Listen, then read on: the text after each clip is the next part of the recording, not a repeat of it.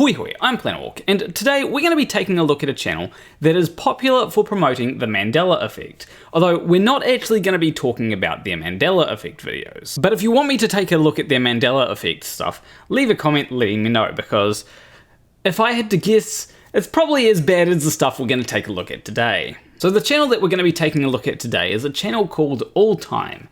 And it used to be called All Time Scary, but they changed their name for whatever reason. The video that we're going to start with, I might take a look at two of their videos if I have the time, is a video about Deja Vu. And the video actually starts out okay, but at a certain point, it decides to dive off the deep end into crazy territory. Let me show you exactly what I mean. Hello everyone, my name is All Time, and today we're going to deep dive into the seemingly unexplainable mystery known as Deja Vu.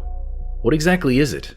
Where does it come from? And what does it mean? See, apart from one minor problem that I have, it starts out okay. In fact, I like their choice of words at the start. I do like how they use the word seemingly unexplainable, rather than saying, yeah, you just can't explain it. Although I'm not a big fan of them asking what does it mean, because a lot of things just don't mean anything. The explanations for Deja Vu are divided into two categories: the more commonly accepted cognitive and neurological scientific explanations, and the more paranormal leaning explanations. We are going to cover both categories, and once you have all the information, I'll let you decide what you believe. At the end, I'll tell you what I believe. So I do like that they explain these scientific explanations for Deja Vu, because when talking about something like this, you should explain the scientific explanations for it. And I don't mind them going over the paranormal explanations, because sometimes it can be fun to think of what are some of the paranormal explanations people have for these things. I've seen some pretty good videos that actually go over the paranormal and the scientific explanations and say, oh, this is why the paranormal explanations aren't that likely, and these are why the scientific explanations are far more likely. My problem with this video largely comes down to how they frame everything. Let's take a look at that, but first I'm going to give a bit of context because I'm going to skip over a large part of their video. So they start by going over some of the scientific explanations of Deja Vu. This is usually things just happening in your brain. Like, one of the explanations that I've heard before is you may not be paying full attention to something, like you might be distracted or something, and then when you do pay full attention, it looks familiar because you're kind of paying attention, but not really. There are also explanations of information sometimes taking a slight detour through different regions of the brain before getting processed, and therefore it gets processed at different times and feels familiar, as well as plenty of other explanations. So what does All Time think of these? Honestly, I'm on the fence regarding them. I feel like essentially saying your brain messed up is kind of a cop-out. It's too easy. It takes a huge data set of billions of different kinds of people from all walks of life and conveniently smushes them all together for a nice and simple answer of, your brain messed up. So yeah, I have quite a few issues with that statement, as you can probably guess, because as we all know, the brain never messes up. You know, people just don't forget things all the time, which is pretty much the brain messing up. Nah, and let's say that they did forget things all the time, then it's clearly got to have a different explanation than the brain messing up, right? Obviously, I'm being very sarcastic here. My point is that the brain is not as reliable as we'd like to think. It often forgets things, it often doesn't notice things, and sometimes it can just completely fabricate memories. Now, I don't know how many people notice Glorious Anthem, and I don't know how many people notice that it's no longer there. And for those that don't know what I'm talking about this. You see, quite often I'll have a Magic the Gathering card there, and it can be quite fun to see how many people try and get it in the comments. Today's Magic card was Glorious Anthem and Shock. Now obviously not everyone will notice this because not everyone is into Magic the Gathering. Some people just have these videos on in the background. And some people are just not looking in this general area. They might be looking at back here, how I've just put Glorious Anthem right there. And I also lied when I said that Glorious Anthem and Shock were the only two cards there, because there's also Finishing Blow. Now obviously these things are quite easy to miss. Some people will have noticed them. Some people will have completely missed them, even if they were paying attention to this kind of thing maybe at the beginning of the video. Some people may already know the next thing that I'm going to bring up. Some people may not have realized that the sheep is no longer there. My whole point here is that the brain is kind of terrible with these things. Yeah, you may have realized every single thing that I did, but that didn't mean that everybody did. And certainly you might have been paying attention and not realized everything that I did. If brains are just that bad with noticing things in general, then it is fair to assume that they might be pretty bad with familiarity. And that's only looking at part of how our brains are not perfect. Anyway, I think I've spent enough on this point already, so let's get back to All Time's video. So let's get into some of the more paranormal leaning explanations. And for those of you who feel weird about that word, it doesn't just mean ghosts and spooky stuff. Paranormal simply means events or phenomenon outside of the scope of normal scientific understanding, aka we don't know. And these are the type of topics that really interest me, because we don't know. Science alone that studies things that we know for a fact, it's kind of boring to me. I want science that studies things we don't know. I want to learn new things. That's the kind of stuff that really gets my mind going. I mean, science is all about studying things that we don't know about. I mean, sometimes it will study things that we do know about, but that will be to often try and see, does this really hold up to scrutiny? As AB Science put it, there's an amazing thing that happens when you graduate with a PhD. You will get paid to try and prove the things that you have learnt to be incorrect. And also, when it comes to paranormal things that are supposedly outside of science, the reason why they're outside of science is because there's just no evidence for it. And when science has tried to find evidence, it still hasn't found evidence. So that is why I take anything that is said to be paranormal with a very, very large truck of salt. First up are dreams, which I feel is wrongly overlooked when discussing déjà vu. Dreams are defined as a series of thoughts, images, and sensations occurring in a person's mind during sleep. These dreams are a hodgepodge of visuals, sounds, and abstract ideas. There are many theories behind why we dream and what dreams are, but yet again, it's a science that we don't fully understand. One theory about the purpose of dreams is that it helps you store important thoughts and memories while getting rid of unimportant thoughts and memories. Research has shown that sleep helps store memories. We know this for a fact. So just as déjà vu happens to the vast majority of humans and is deeply tied to memory, recognition, and familiarity, dreams are also the exact same. We have fragments of meaning and connectivity, but we don't fully understand why either happen. So is it possible that they're connected? So there are definitely ideas as to why dreams happen. One of the ideas that I've seen is to help store memories. That is even something that Alltime suggested. There is also evidence that the forebrain is partially responsible for dreams because people with an injured forebrain don't have dreams. Now, to get to the point of, is déjà vu and dreams connected? Yes, there is a possibility that they might be connected, but I wouldn't base it off of the idea that we don't know much about them. So therefore they could be connected. If you're going to try and connect the two, maybe focus more on the similarities and how they might affect each other. For example, if dreams store memory and we've had dreams of things that didn't happen, maybe what's happening sometimes when you experience déjà vu is it's triggering something that is similar to what happened in a dream. Obviously, if that's what's happening, it might not be a dream that's causing it, but an actual memory as well, so that's not as interesting. There are some theories out there that certain fragments and instances of dreams are a kind of precognition, as though pieces of your dreams are glimpses of your future. In fact, one study pointed towards the idea that most experiences of precognitive dream could be regarded as a subtype of déjà vu experience.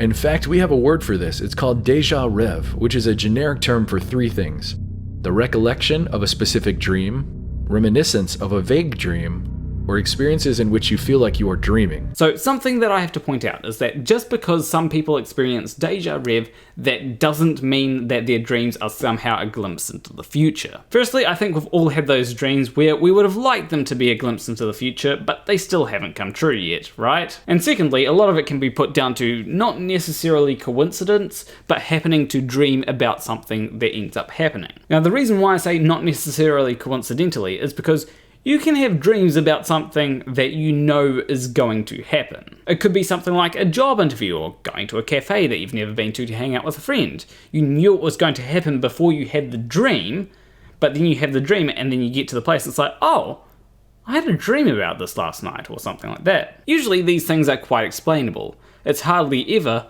oh, this dream predicted that this thing would happen, because that really happens. Digging deeper into déjà vu's connection to dreams, this phrase déjà rev could be more easily described as a memory or a feeling that you experienced in a dream happening again in the real world. In fact, one study in 2010 found that up to 95% of people might have experienced déjà rev in the past. Now we're getting somewhere. The connection between dreams, déjà vu, and déjà rev are obvious. So yes, there's obviously some kind of connection here. The problem with that is that it doesn't actually explain déjà vu. Because yes, some déjà vu could be because you experienced something in a dream and you're now experiencing it in real life, and your brain draws a connection between those two.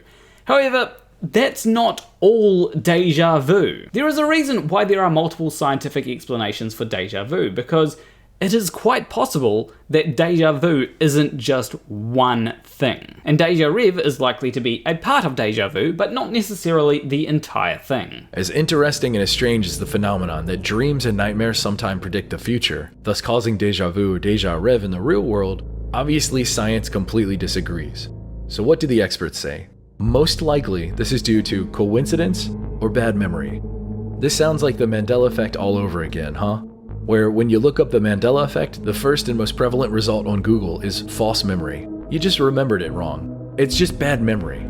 I could rant about this outright dismissive and incurious take for days, but I'll save that for another time. Well, yes, this is the most simple explanation for things like the Mandela Effect and dreams appearing to have predicted the future. Because people don't realize that the chance of a coincidence happening is far more likely than you would expect. Especially seeing as we don't really take note of all the times that coincidences don't happen. If I meet someone called Kevin, I'm not going to be like, oh, your name's Kevin, my name's Nick. It's so coincidental that our names are different. Whereas if I meet someone called Nick, I'll go, oh, your name's Nick? Well, my name's Nick too. What a coincidence. So at the end of the day, coincidences appearing more notable than they actually are is really just a selection bias. And obviously he brings up the Mandela Effect because, he talks about the Mandela Effect all the time. And yeah, Mandela Effect is most likely due to false memory because our memories are terrible. Let's talk about what I consider to be the biggest revelation of all, and that is remote viewing. Now, before you roll your eyes, let's break down what remote viewing is and how it's all potentially connected. So yes, this is where it really goes off the deep end, so brace yourselves. Remote viewing is considered as pseudoscience, as in it's unproven, difficult to replicate, and by most scientists, not true. So basically, there's very little evidence for it, and the evidence that we do have has not been replicated. So that would indeed make it a pseudoscience. And it's not a very good idea to base ideas off of pseudoscience. Now, if you look past all of those scary labels, you'll see that remote viewing is defined as seeking impressions or information about distant or unseen targets. Scary labels? Is that what you're going to say? Oh yeah, don't worry that they call it pseudoscience. Don't worry that there's no evidence for it. That's just a scary label. Look past the scary labels. Trust me, I'm an astrologer. It is very important to consider something like, evidence. Put simply, you are seeing locations, people, places, etc. using only your mind. For example, let's say that I have a number of photographs of different locations at my disposal that you have never seen before. Each of these photographs are assigned a specific number, and I've chosen one of these photos to be your target. I'll give you a blank piece of white paper and a number that corresponds to that specific photograph. Now, using that number, you as the remote viewer would, after a period of time, see the location corresponding with the number, and you would draw it out for me as best you could. Now, I get that this sounds absolutely ridiculous, like science fiction, but here's the thing. People have done it. So I have heard that people have apparently done this. However, the problem is repeatability, because sure, people might have done that, but go ahead and repeat the experiment several times.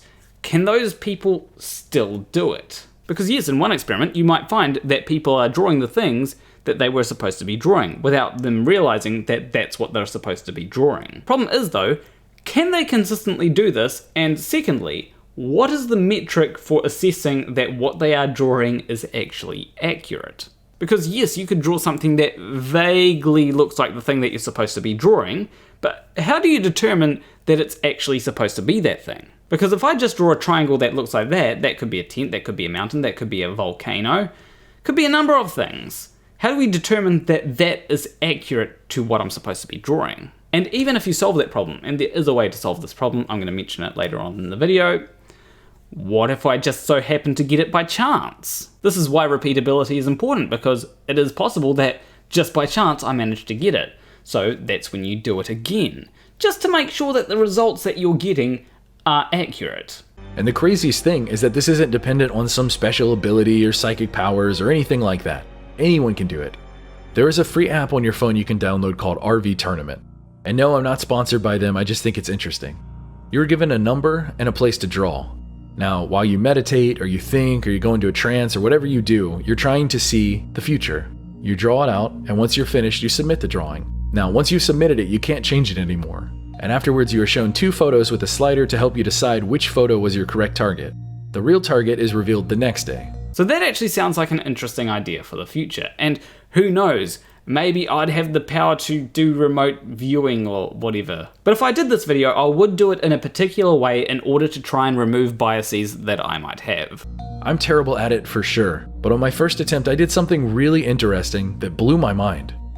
As you can see, I had no idea what I was doing. This was my first sketch, but I did miraculously see and draw the sliding scale to the right.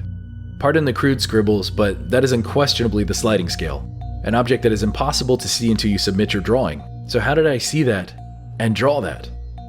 Remember, this is the first time I did this, so I had no idea there was a sliding scale to pick which picture was correct. So as mundane as this explanation is, it's probably just a coincidence. And honestly, if you hadn't pointed it out, I'd have thought that the drawing would have been of someone scaling a wall or something like that. Like, I have to squint in order to see that. It's like, yeah, I guess that could be it. But I do realize that there are some arguments that people might give as to why the drawing is actually him seeing into the future or something. Namely that if you ignore the thing on the side, it actually kind of looks like he managed to see both of them. The drawing is fairly accurate to an extent. However, there is a problem with this. Notably the fact that in the images that he's supposed to be seeing, there's no huge bridge. There's no stone wall. There are no stones. There's no city. Yes, there are flowers. Yes, there are reflections, and I guess you can say that there is dark there. But there's no mention of a cup or anything that might go in a cup, no mention of a plate, no mention of mountains or a parachute. And also, there was no mention of which image he was actually supposed to be seeing. Just by this image alone, you might think, oh, he managed to see into the future or something. But you can't just go off of one image. It turns out there is a fun secret to remote viewing that isn't talked about outside of the communities of people who do remote viewings. And that secret is that you aren't magically seeing the future. You aren't seeing that location. What you're doing is you're viewing yourself in the future, looking at the results. So you in the past are trying to see what you in the future are seeing. So in the future, you study it really hard, burn it into your brain, so that in the past you'll see it. So now my story is going to make perfect sense. Except there's a slight problem with that. How would you even know information about the future? How would you be able to send information from the future to your present self? Even if you managed to prove that remote viewing is a thing, then you've not suddenly managed to prove that you can somehow see into the future because of wibbly-wobbly, timey-wimey stuff. I must say that there is certainly a lot of conjecture going on in this video. The fact that I was so blown away that I drew the sliding scale without ever having seen it before in the future caused my brain to focus so much on that detail that through the remote viewing I drew that detail in the past. Literally, I made such a big deal about it in the future that it burned into my brain so that when I drew it in the past, that's what I drew. What? You gotta love these fun little paradoxes that they create that sound more like they're out of a sci-fi novel than out of reality. Because the only reason why they drew that thing is because they were so blown away by it, apparently. And why were they blown away by it? Because they drew that thing. And why did they draw that thing? Because they were so blown away by it. But why were they blown away by it? Because they drew that thing. But using this logic, I can actually see how some people might come to think that they're actually viewing the future. Because what you're likely to do is you're likely to focus on the things that you get right. And therefore, you'll think that you've sent those bits back to your past self. So then you'll think that the only reason that you drew the things that you got right is because you actually saw them in the future and your future self focused on those things. And using this logic, people might think, well, I guess the only reason that I got parts of it correct were because I could see into the future, just ignoring the parts that they got incorrect. I mean, this is really starting to sound like astrology here. In fact, it's actually very similar to astrology when you think about it. If I give you the number 1734, and unknown to you, that number corresponds with a picture of a volcano, you aren't magically viewing a volcano. What you're actually doing is you are fulfilling a time paradox of your own creation caused by a causal loop. Okay, I'm glad that he mentioned that it's a paradox. Still doesn't really explain how these paradoxes are able to happen. Now I get it, all of this sounds absolutely ridiculous. Remote viewing is looked upon with extreme prejudice and disdain. It's extremely hard to replicate, which is fundamental to the scientific method. So you can see why science isn't that big of a fan. But then tell me, why did the CIA run a program for 17 years, from 1978 to 1995, explicitly to understand, replicate, and utilize remote viewing? In fact, tens of millions of dollars were spent on this. Would it really surprise anyone if governments don't always spend their money in the best way? For example, I've heard stories of the Iraq army buying magic wands to try and find bombs. There are also people in US government right now, in 2022, that believe that evolution is a hoax. So I can kind of see how there might be some people in the CIA that thought, you know, I think psychic powers are real, so let's try to use them to our advantage. And so that's probably how we ended up with the whole MKUltra stuff. You can find all kinds of declassified reports on this stuff. Look it up, it's a fantastically interesting read. Everything from how to do it, who was trained, who was best at it, and all of the kinds of things that they saw. Maybe it's all disinformation and it's a bunch of nonsense, but then again, it was classified for many, many years, so who really knows? Well, having read through some of the paper, there are criticisms that people had of those experiments. One of the main ones being that they used the same dataset and the same judges, and this could have affected the results. A suggestion that was made was that they try to get independent people to replicate the experiments. And I'm not sure whether they were replicated, but I kind of doubt it. Anyway, why do I bring all of this up? Well, I believe that remote viewing and déjà vu are one and the same. The only difference is remote viewing is intentional, and déjà vu seems to happen randomly. You're seeing something in the present that you've sworn you've seen before in the past. I think the only real difference between them is intentionality. You know, I'd almost forgotten that this was meant to be a video about déjà vu, because it went off on a very big tangent there. But I think that's actually quite a big stretch to say déjà vu is really actually us seeing into the future somehow. So in my opinion, déjà vu is the profound realization that you've seen this before. And that profound realization that you've seen this before is what makes that memory significant to you. Because it is so profound in that moment, it is burned into your brain as something important. As I said before, it is a causal loop, a time paradox. You know, most of the times I experience déjà vu, it's kind of just a, okay, I guess that happened.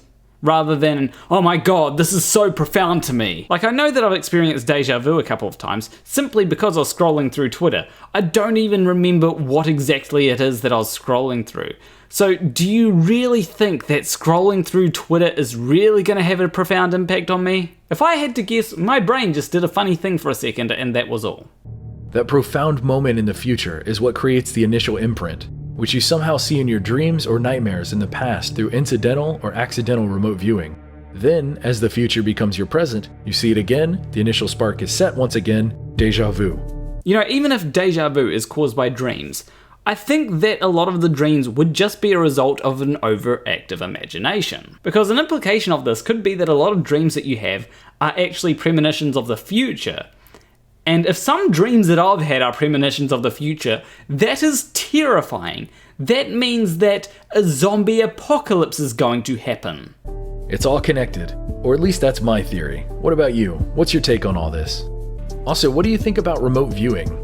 As far out there as it sounds, I recommend everybody give it a try, even just for fun.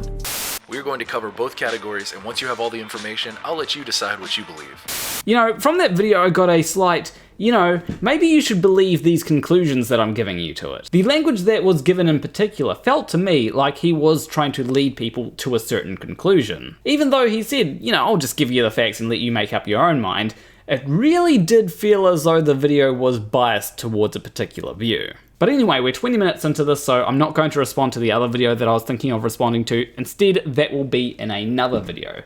So make sure you like, comment, subscribe, all that good stuff, so that when I post that video, you get notified.